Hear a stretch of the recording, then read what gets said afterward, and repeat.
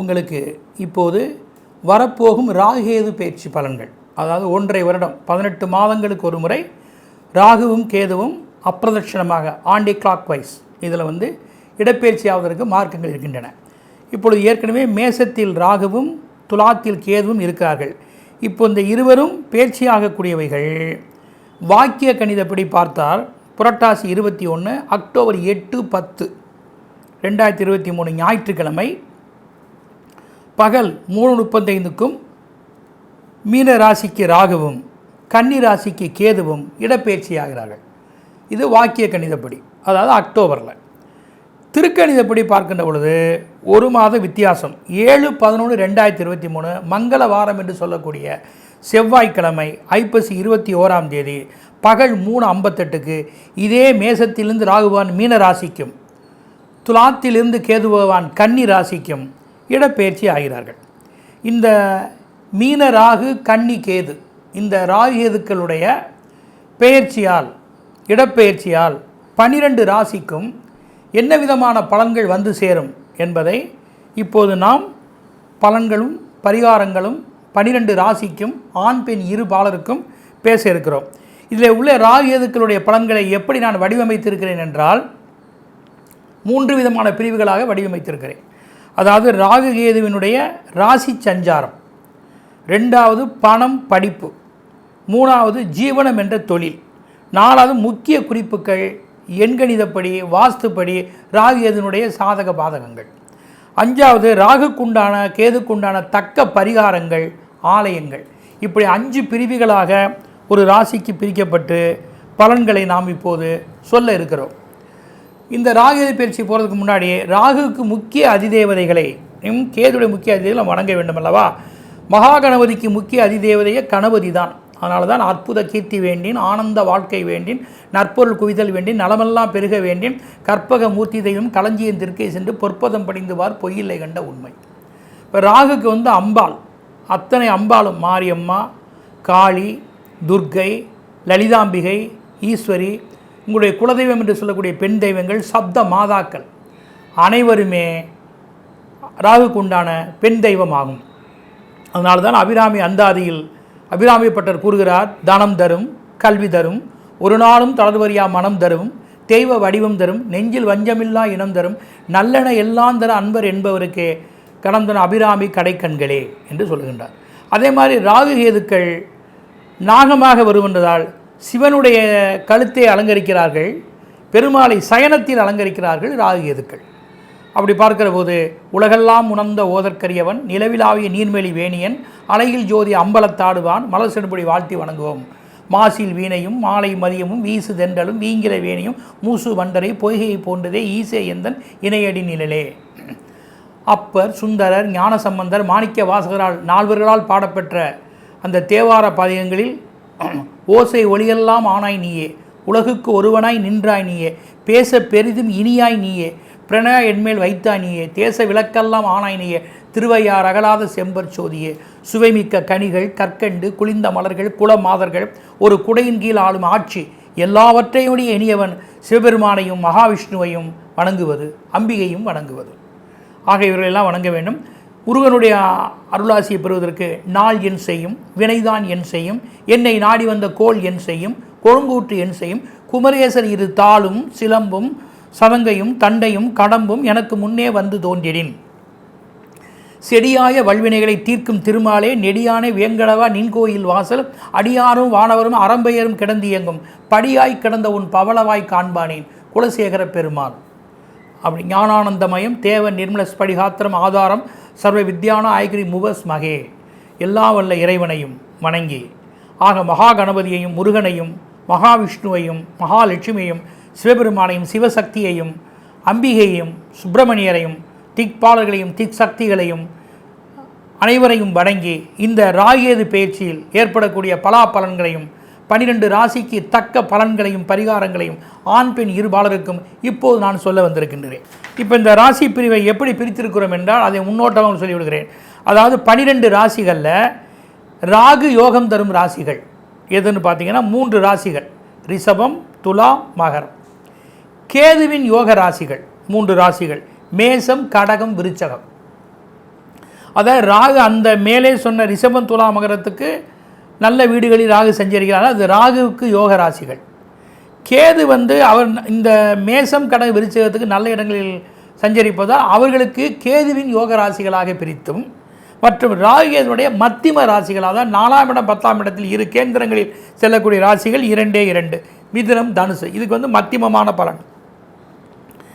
4 ராசிகளில் இவங்க சஞ்சாரம் சரியில்லாமல் இருக்காத 1, 7, 2, 8 இந்த மாதிரி உங்களுடைய ஜாதகத்திலும் சரி ராசியிலும் சரி 1ஆம் இடத்திலும் 7ஆம் இடத்திலும் ராகு கேதுக்கள் நிற்பது, மாறி நிற்பது, 2ஆம் இடத்திலும் 8ஆம் இடத்தில் ராகு கேதுக்கள் நிற்பது, மாறி நிற்பது, இதுக்கு சர்ப்பதோஷம் என்று பெயர். இப்படி இந்த ராகு கேது பயிற்சியில் சிம்மம், கன்னி, கும்பம், மீனம் இதில் 1, 7, 2, 8 இருக்கக்கூடிய 4 ராசிகள் ராகுவினுடைய பலவீன ராசிகளாக பிரித்து இப்போது நம்ம ராகுவினுடைய பயிற்சி பலன்களில் உள்ளே செல்வோம். மகா கணபதியையும், அம்பிகையும், சிவனையும், மகாவிஷ்ணுவையும், முருகப்பெருமானையும், எல்லா உள்ள இறைவனை கடவுள்களையும் வணங்கி, அந்த ராகுகேதுக்களையும் வணங்கி, நவகிரகங்களையும் வணங்கி, பஞ்சபூதங்களையும் வணங்கி, திக்பாலர்களையும் வணங்கி, திக் சக்திகளையும் வணங்கி இந்த ராகுகேது பயிற்சியை நான் இப்போது உங்களுக்கு சொல்ல இருக்கின்றேன். இப்போது கன்னிராசி அன்பர்களே, இப்போ கன்னிராசிக்கு பார்த்திங்கன்னா ராகுகேதுனுடைய பலவீன ராசி தான் கன்னியுமே. இப்போ ராகு 7லும் கேது ராசியிலும், அதாவது ஜென்ம கேது 7ல் ராகு, இது ஒரு வகையில் தோஷம்தான். இப்போ உங்கள் ராசியில் தான் கேது சஞ்சரிக்கிறார், இது ஜென்ம கேது. இதற்கு நேர் 7ஆம் இடத்தில் ராகு சஞ்சரிக்கிறார், இது நன்மை இல்லை, அது ஒரு கேந்திரம். ஆக அது கேந்திரம் மட்டுமில்லை, உங்கள் ராசிக்கு பாதகஸ்தானமும் கூட. இப்போ பாதகஸ்தானத்தில் ராகு, உங்கள் ராசியில் கேது. எந்த நேரத்தில் எதை செய்ய வேண்டுமோ அதை சரியானபடி செய்ய மாட்டீர்கள். எதை எடுத்தாலும் எதிர்மாறாக பேசுவீர்கள். அதில் தன்னை பற்றி அடிக்கடி பெருமையாக பேச வேண்டும் சில நினைப்பீர்கள். சிலருடைய பேச்சால், செயலால், அணுகுமுறையால் காரியங்கள் உங்களுக்கு குறைபாடாகும், குதர்க்கமாகும். ஏன் பாதகங்கள் கூட அமையலாம். எதிர்பாராத பணச்செலவுகள் உண்டாகலாம். குறிப்பாக தன்னுடைய சரீரத்தில், ஆரோக்கியத்தில் தக்க கவனம் செலுத்த வேண்டும். இல்லையேல் அறுவை சிகிச்சைகள், அகால உணவு, உறக்கம் இப்படியெல்லாம் ஒரு பெரிய பாதிப்புகளுக்கு உள்ளாக வாய்ப்பு இருக்குது. வண்டி வாகனங்களிலும், கால்நடைகளிலும், விஷப்பூச்சிகளிடமும், காட்டிலும், வனத்துறைகளிலும், தன்னுடைய சாலைகளிலும் செல்லுகின்ற பொழுது எதவாக பாதுகாப்பாக செல்ல வேண்டும். இதனால் பாதகங்களோ உங்களுக்கு பலவீனங்களோ வருவதற்கு ஏற்படுவதற்கு மார்க்கங்கள் இருக்கின்றன. ஆக எந்த வகையிலும் தன்னை ஒரு தற்காத்து கொள்வது தான் இந்த ராகு பயிற்சியில் நீங்கள் கவனம் செலுத்த வேண்டும். குறிப்பாக உங்களை சரியாக பாதுகாத்து கொள்ள வேண்டும். மற்றவர்களுக்காக எந்த பொறுப்பையும் எடுக்காதீர்கள். சிலருக்கு மனோநிலைகள் கூட சரியில்லாமல் இருக்கும். மனதில் புரிந்து கொள்ளாமல் அடிக்கடி டென்ஷன் ஆகி கோபத்திற்குள்ளாகி தொழிலும் சரி, அதிகாரிகளுடைய நிந்தனை, குடும்பத்திலும் சரி, மனைவி பிள்ளைகளால் சில சிரமங்களை ஏற்க நேரும். ஆக எப்படி பார்த்தாலும் நீங்கள் தெய்வீக நிலை, ஜபம், தொழுகை, ஆலய வழிபாடு, சுற்றுலாக்கள், மகான்களுடைய தரிசனம், குலதெய்வ பூஜை, ஓமம், யாகம், தெய்வத்துக்காக எதையும் செய்வது, தினசரி பாராயணங்களை மேற்கொள்வது, இவைகளெல்லாம் உங்களுக்கு இருந்த வைட்டமின் மாத்திரை, டானிக் போன்று இந்த உபாயங்களை கையாண்டால் ஜென்ம கேதுவாலும் பாதகஸ்தானத்தாலும் ராகுவாலும் ஓரளவு பாதிப்புகள் நீங்கள் தப்பித்துக் கொள்ள முடியும். உங்கள் ஜாதகம் அணுகுமுறையாக இருந்தால் பெரிய கெடுபங்கள் ஏற்படாமல் சில கெடுபடங்கள் கூட வந்தாலும் அதை நற்பலன்களாக மாற்றிக்கொள்ள இறைவன் அருளால் முடியும் என்பதை மனதில் கொள்ளவும். பணம் சேமிப்புகளில் இருந்து அல்லது சொத்தின் மூலமாக முக்கிய மாணவிகளுக்கு நீங்கள் எடுக்க வேண்டிய நிர்பந்தம் இருக்கும். முன்னோர்கள் சொத்தோ, பொருளோ, பெண் மூலமான ப்ராப்பர்ட்டிகளோ, இதன் எதிர்பார்ப்புகள் யாவுமே இப்போதைக்கு அமையாது. இன்சூரன்ஸ், ஹவுஸ், மருத்துவ லோன்கள், இப்படி அதிக வட்டி உள்ள நிலைகள், இப்படி பணம் வாங்கி நீங்கள் செய்ய வேண்டிய காரியத்தை செய்ய வேண்டியது இருக்கும். சிக்கனம் என்பது கடினம்தான். இரவு பகல் பாராது அதிகமாக நீங்கள் உழைக்க வேண்டும். அதிகமாக இதிலும் செயல்பட வேண்டும்.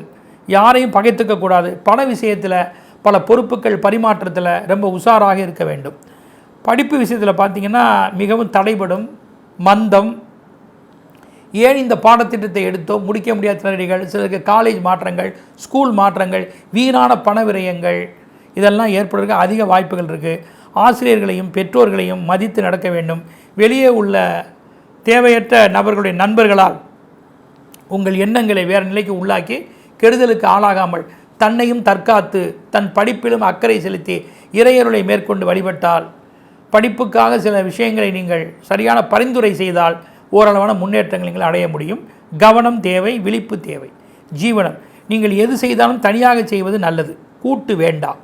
பூர்வீக வழி தொழில்களோ வெளியிட ஜீவனங்களோ இதெல்லாம் எதிர்பார்த்த அளவுக்கு ஆதாயங்கள் இல்லை. குறிப்பாக கமிஷன் நிலையில் செய்யும் தொழில்கள், அதை முதலீடாக கொண்டு செய்யும் தொழில்கள் அல்லது உற்பத்தி செய்யும் தொழில்கள், இதெல்லாம் மிகவும் குறைவான ஆதாயங்களே. தொழிலில் சிலர் பயனுடையதற்கு கூட சிலருடைய பணம், பாதகம், அவருடைய முயற்சி, அனுசரணைகள் தேவை. ஆக முக்கிய விஐபிகளை எந்த வகையிலும் நீங்கள் பகைத்து கொள்ளாமல் அவர்களுடைய அரவணைத்து கொண்டு எதையும் செய்தால் நன்மையே. பாதகமும் கூட சில சமயத்தில் உங்களுக்கு சாதகமாக மாறலாம். உயர் அதிகாரிகள், முதலாளிகள் எல்லாம் கீழே இருப்பவர்களிடத்திலெல்லாம் மிகவும் எதவான முறையில் இருந்து தன்னுடைய குடும்ப தொழில் ரகசியங்களை காப்பாற்றி கொண்டு எது எந்த இடத்தில் சொல்ல வேண்டுமோ அதை மட்டும் சரியாக பயன்படுத்தி கொண்டால் போதுமானது. ஆக கால்நடைகளினாலும் பயிர்த்தொழில்களாலும் எந்தவித முறைகளும் செய்ய வேண்டாம். இவையெல்லாம் லீசிங் விட்டுவிடலாம் அல்லது விற்று விடலாம். சொந்தமாக செய்யக்கூடிய எந்த விஷயத்தையும் தள்ளி போடுவதும் நல்லதே. ஆக முக்கிய பணிகள், குடும்பத்தினுடைய விவகாரங்கள், காதல் விஷயங்கள், திருமணங்கள், பிள்ளைகள், பேரன் பேத்திகள், சொத்து அமைப்புகள், கூட்டாக செய்யும் தொழில் வியாபாரங்கள், இதிலெல்லாம் நீங்கள் கவனமாக செயல்பட்டால் நல்லது. குறிப்பாக ஆரோக்கியத்தில் ரொம்ப ரொம்ப கவனம் என்பதை மனதில் கொள்ள வேண்டும். ஜெபம், தொழுகை, இறையருள், பக்தி பரிகாரங்கள் தான் உங்களுக்கு மிகப்பெரிய உபாயமாகும். 4, 7, 25, 52, 58, 85 இந்த எண்கள் துவங்குவதும் இந்த எண்கள் கூட்டாக வந்து அமைவதும் எல் ஏபியில் வரக்கூடிய அந்த பி, இ, டி, எக்ஸ், இசட், எஸ் இத்தகைய எழுத்துக்கள் முன் துவங்குவதும் நபர், நிறுவனம், நாடு, நகரம், கிராமம், வீதி இவற்றினால் பாதிப்புகளே.